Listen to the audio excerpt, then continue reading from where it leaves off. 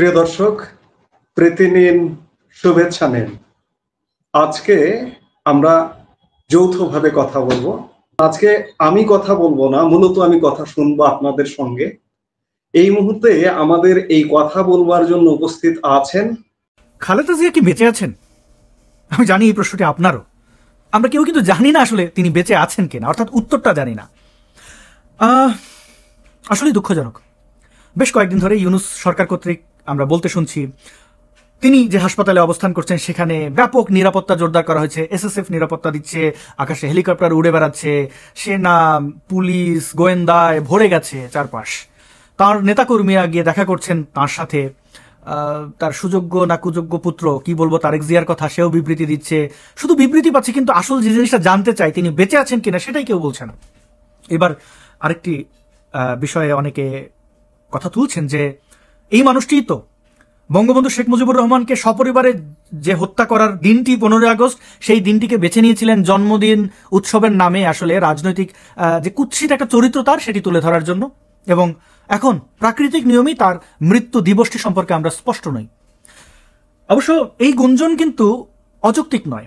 খালেদা জিয়া সেই ব্যক্তিই তো যার জন্ম সনদে একটা জন্ম তারিখ, বৈবাহিক সনদে আরেকটা, পাসপোর্টে একটা, ন্যাশনাল আইডি কার্ডে আরেকটা, মানে একটা মানুষের 14 জায়গায় 14 রকমের ডেট লেখা রয়েছে। এবং তিনি প্রণোদিত হয়ে 15 আগস্টকে বেছে নিয়েছেন জন্মদিন উৎসব করার জন্য। এখানে তিনি সততার আশ্রয় নিয়েছেন নাকি তার কুৎসিত সেই চরিত্রটি আমাদেরকে দেখিয়েছেন? এমন তো না যে তার মৃত্যুর পরে অন্য কেউ তার এই দিবসটি নিয়ে ছিনিমিনি খেলছে, ব্যাপারটা এরকম নয়। এখন আপনি বলতে পারেন যে হ্যাঁ, 15 আগস্ট এমন কোন দিন যে ওই দিনে মানুষ বিয়ে করতে পারবে না, জন্মাইতে কেউ পারবে না? অবশ্যই পারবে। জেনুইন হলে আপনি জন্মান, আপনি বিয়ে করেন, বউ ভাগায় নেন, হানিমুনে যান, যা ইচ্ছা করেন। কিন্তু কথা হচ্ছে একটা মানুষের 14 জায়গায় 14 দিন জন্ম তারিখ কেন হবে? হ্যাঁ, আপনি বলবেন বাংলাদেশে তো এগুলো ভুলটুল হয়, দপ্তরের এই উদাসীনতার কারণে কারোর জাতীয় জন্মদিন হয়ে যায়, অর্থাৎ জানুয়ারি 1, মানে 1 তারিখ জানুয়ারির, বা স্কুলে এরকম সার্টিফিকেটস এক ধরনের জন্মদিন, ন্যাশনাল আইডি কার্ড অন্য, বা এটা হইতে পারে একটা দুইটা জায়গায় একটু ভিন্ন। কিন্তু তাই বলে 14 জায়গায় 14 রকমের জন্ম তারিখ কেন হবে? এবং একজন প্রধানমন্ত্রী হয়ে, তিনি প্রধানমন্ত্রী থাকা অবস্থায় এই বদমাশিটা করেছেন যে 15 আগস্ট তিনি ঘটা করে জন্মদিন পালন করেছেন।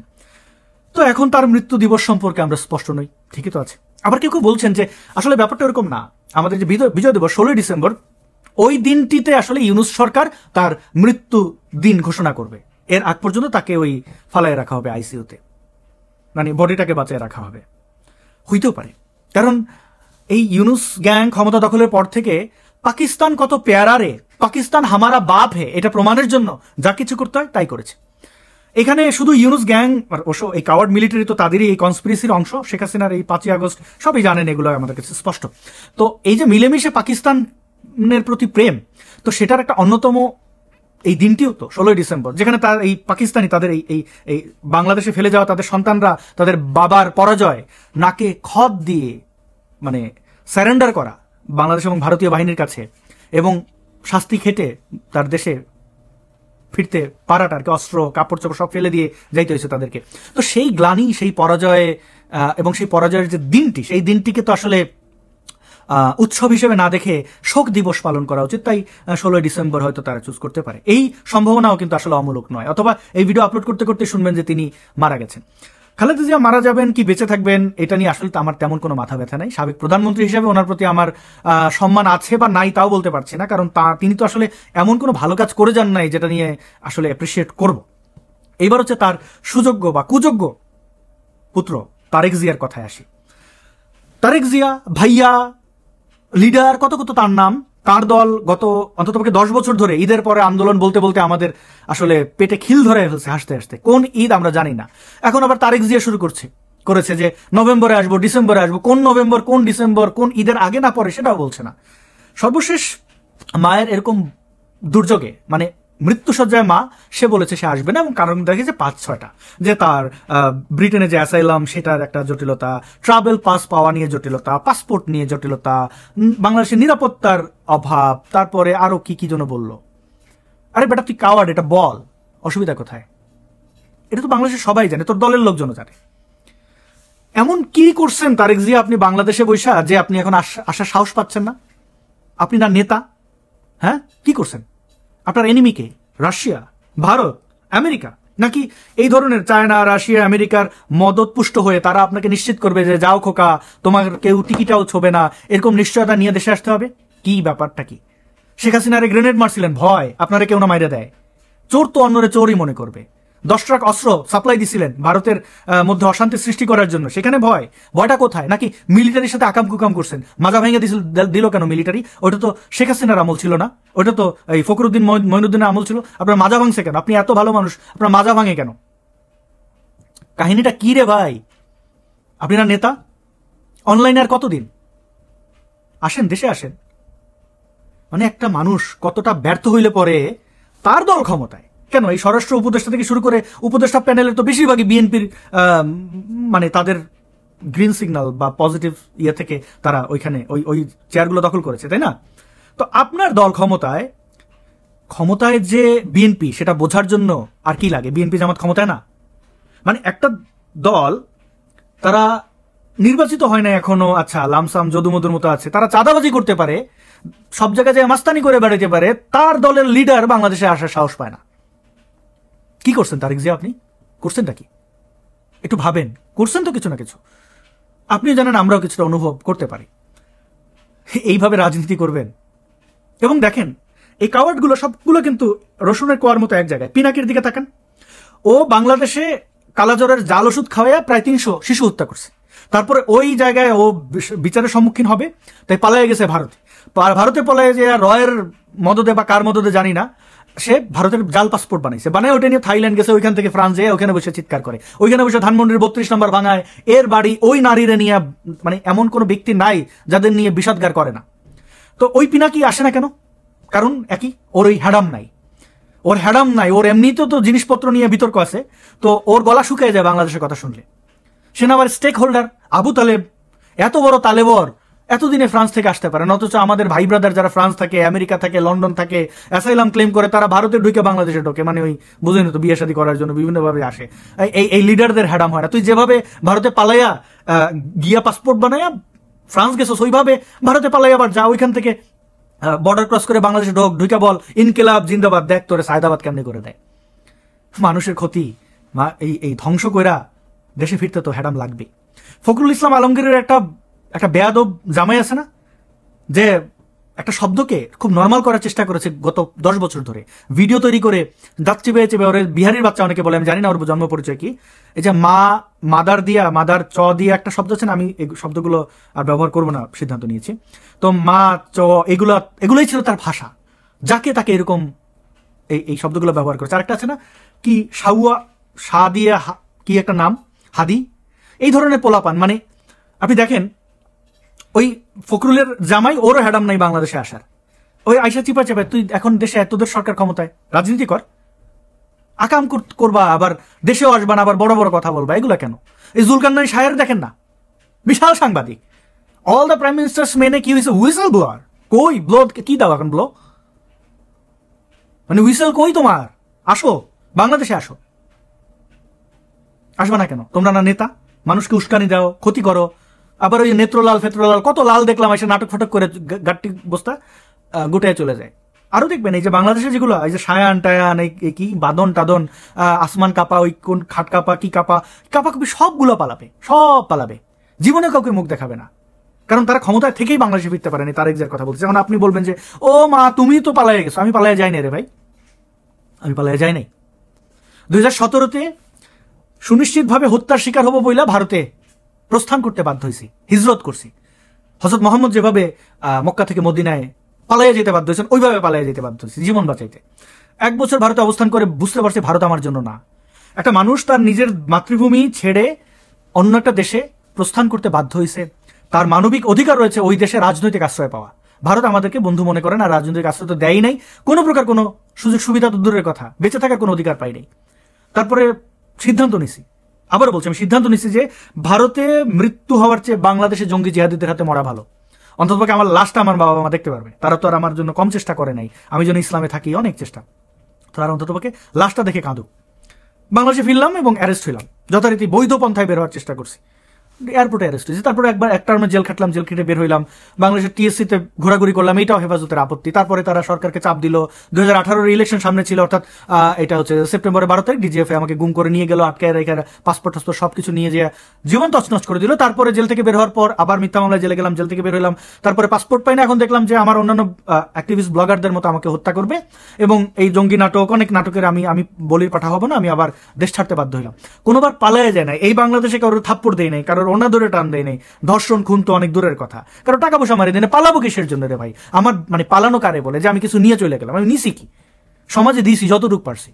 এবং এই ইসলামিক সন্ত্রাসীরা বিশ্বাস করে যে হুমকি ধমকি, মানে এরা দেখেন, আপনি বলতে পারেন যে আপনি তো নবীর নিয়ে সব বলছেন বলে আপনার দেশ ছাড়তে হয়েছে, না, ব্যাপারটা ওরকম না। শুরু আমি করি নাই, শুরু এই ইসলামিক সন্ত্রাসীরা করছে, এই ইসলামিক সন্ত্রাসীরাই শুরু করে। আপনি দেখেন আপনার চারপাশে, আপনি মেলা করবেন কিনা সে আইসাত বাধা দেবে, আপনি আপনার বিয়েতে গান বাজাবেন কিনা সে আইসা ডিসাইড করে দেবে। আরে ভাই, বিশেষ অঙ্গের মাথা কাটা থেকে শুরু করে দাড়ি কতটুকু রাখবেন, মাথায় টুপি কিরকম দেবেন, আন্ডারওয়্যার কিরকম পরবেন, মোবাইল ফোন কি কি চালাবেন কি কি না, কোন সাইটে ঢুকবেন, সব তারা ডিসাইড করে দেবে।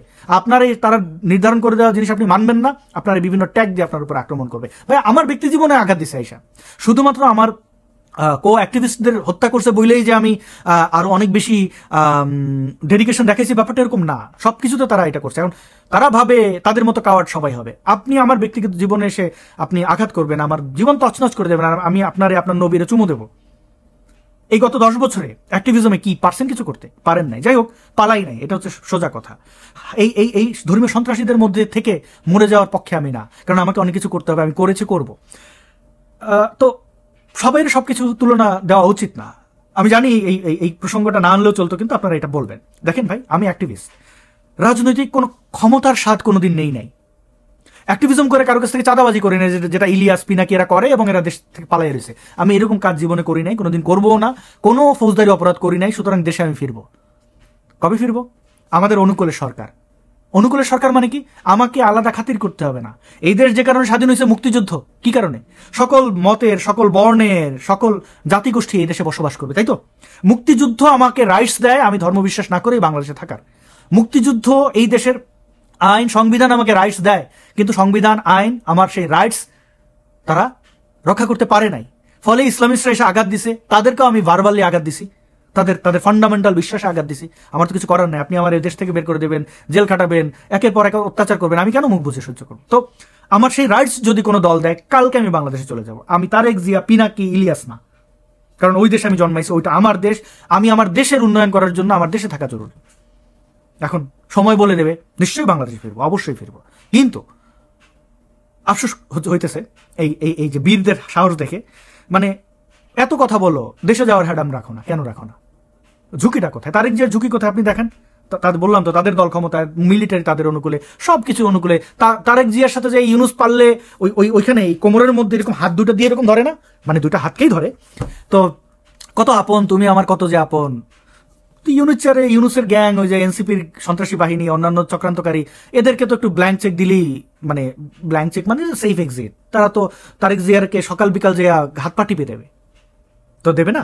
এই হচ্ছে তারেক জিয়ার হ্যাডাম। এবং শেখ হাসিনার 5ই আগস্টের ক্ষমতা পতনের পর আমি দুঃখ পেয়েছি, আমি খুশি হইনি। এবং এখন আরো বেশি ব্যাপারটা নিয়ে সিরিয়াস আমি। এবং শেখ হাসিনাকে বলি যে আপনি 5 আগস্টের পর যা কিছু হারাইছেন, কয়েকটা জিনিস পাইছেন। আপনার জীবনে সবচেয়ে বড় পাওয়া হচ্ছে আপনার জীবন, আপনি বেঁচে আছেন। আপনার উপরে বঙ্গবন্ধু হত্যার পরে কয়েকবার অ্যাটেম্প নেওয়া হয়েছে, 16-17 বার টার্গেট করেছে আপনাকে হত্যার জন্য। সবচেয়ে ভয়াবহ ছিল 21 আগস্ট, এগুলো আমাদের সামনে লাইভ দেখা। তো তারপর আপনি বেঁচে আছেন। এমনকি এই সকল বিপ্লব, 5ই আগস্ট আপনার হত্যার একদম চূড়ান্ত, মানে এই হত্যা যে আপনাকে করতেই হবে তার পর তো আমেরিকাও তৈরি করছিল, তো সেখান থেকে আপনি পাচ্ছেন। আপনি অনেক আনন্দিত থাকেন আপনার জীবন নিয়ে যে আপনি বেঁচে আছেন, এবং এটা আমাদের জন্য স্বস্তির খবর, আপনি বেঁচে আছেন। এরপরে যদি কোনো কিছু আপনি মনে করেন আপনার অ্যাচিভমেন্ট বা আপনি পাইছেন কোনো কিছু না করে, তার মধ্যে অন্যতম হইতে পারে খালেদা জিয়া এখনো আপনার আমলে মারা যায়নি। কারণ শেখ হাসিনা ক্ষমতা থাকা অবস্থায় এদের কান্নাকাটি করতে দেখেছি যে খালেদা জিয়াকে বিদেশে যেতে দিচ্ছে না, কত বড় মানবাধিকার লঙ্ঘন হচ্ছে, এই সেই।